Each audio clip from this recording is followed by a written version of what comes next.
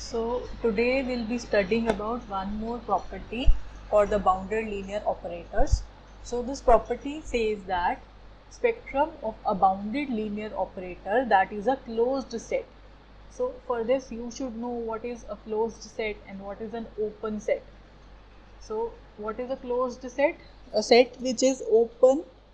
Furthermore, it also has all the boundary points within it. So this theorem here, it says that the spectrum is a closed set. How?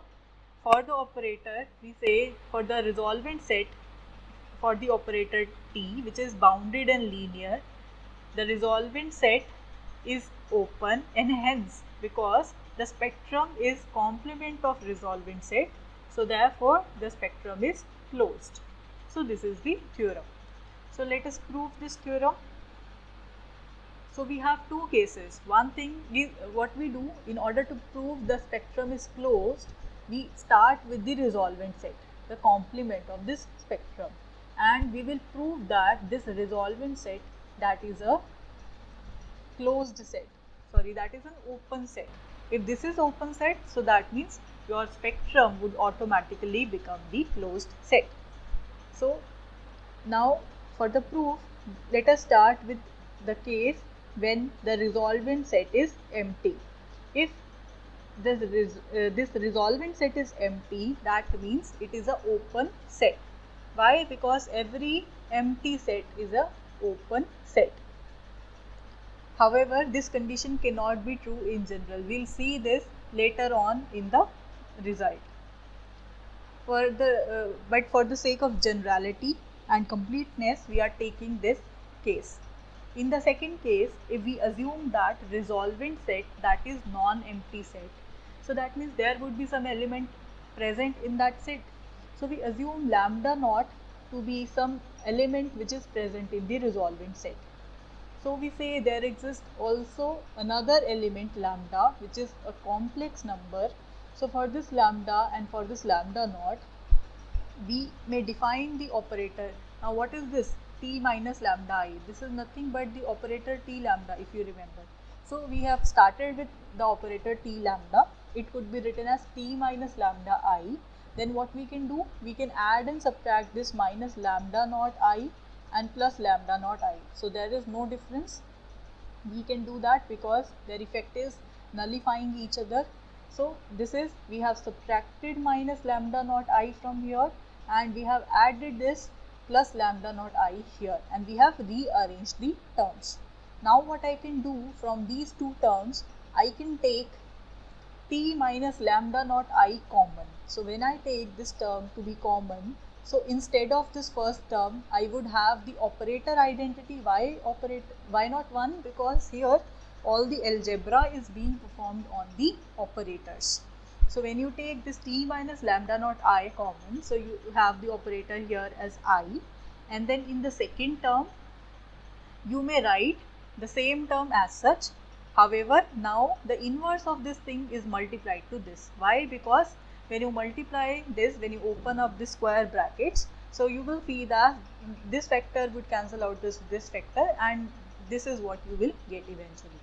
Okay, so we have just rearranged the terms. Now we are calling the term in the square bracket as capital V. If this is capital V, so according to this, if this is T lambda corresponding to the complex number lambda, so what would be this? T minus lambda naught I, it would be T lambda naught. So we have T lambda equal to T lambda naught into capital V. So we obtain this equation from here. Now if you remember, corresponding to this T lambda operator, we have defined the resolvent operator T lambda naught, which is nothing but the inverse of this operator T lambda naught. Now this is lambda naught being a regular value because it comes from the resolvent set, and the operator T is bounded. So therefore the resolvent operator for this corresponding to this regular value lambda naught, it would be the inverse of T lambda naught, and this is also a bounded linear operator defined on the same Banach space, right? This is due to this lemma that we have already seen.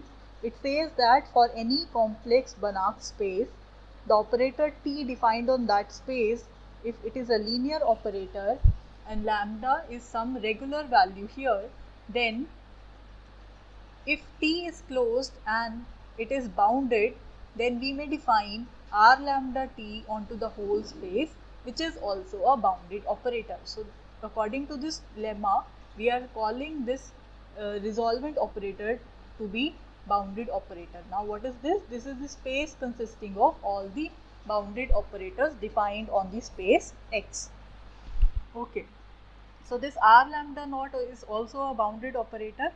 Moreover, we may also write the inverse for the vector for this operator V according to this result.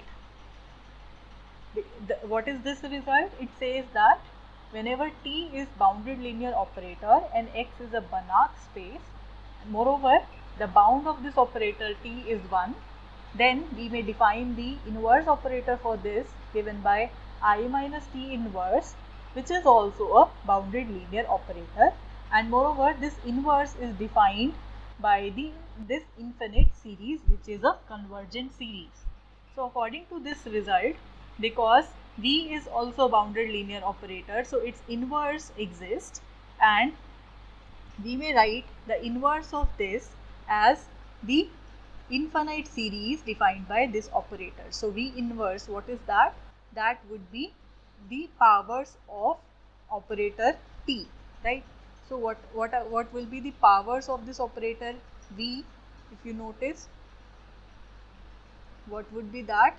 So we have I minus something. So whatever is this something, that is the operator T, right?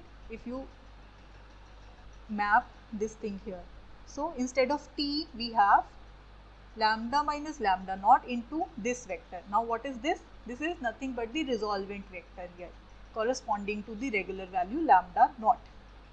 So according to that, we may write V inverse to be summation lambda minus lambda naught into R lambda naught, which is the resolvent vector, raised to power j. So now we may separate the powers of the individual components. So this is what? This is the infinite series which is defined for this bounded linear operator, and moreover this is defined according to this lemma, and the norm of this whole thing, that is less than, strictly less than 1.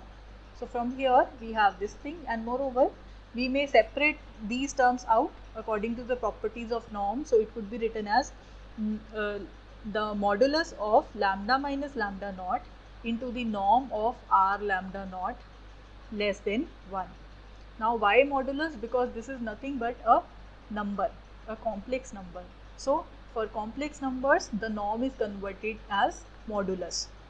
So according to this, we have the modulus of lambda minus lambda naught strictly less than 1 by the norm of R lambda naught, right? So according to this, we have defined our vector V inverse, which is written as infinite series having norm of each individual term as strictly less than 1, right? So next, because this T lambda naught inverse, which is the resolvent vector, belongs to the bounded set of linear operators, so therefore we say that every lambda satisfies this property. So that means this thing is true for all the lambdas present in the resolvent set, because it was arbitrary. That lambda naught which we selected was arbitrary in nature. So what was this resolvent set? Resolvent operator. This is the inverse of the operator T lambda. And what was T lambda? If you look at your equation here, your T lambda is equal to T lambda naught into capital V. So we have just substituted the value here. So it is T lambda naught into V inverse. So now we may separate the inverse on individual terms. So it would be V inverse T lambda naught inverse, right, according to the properties of inverse.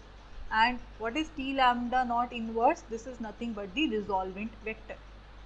So we have written the vector r lambda to be V inverse r lambda naught.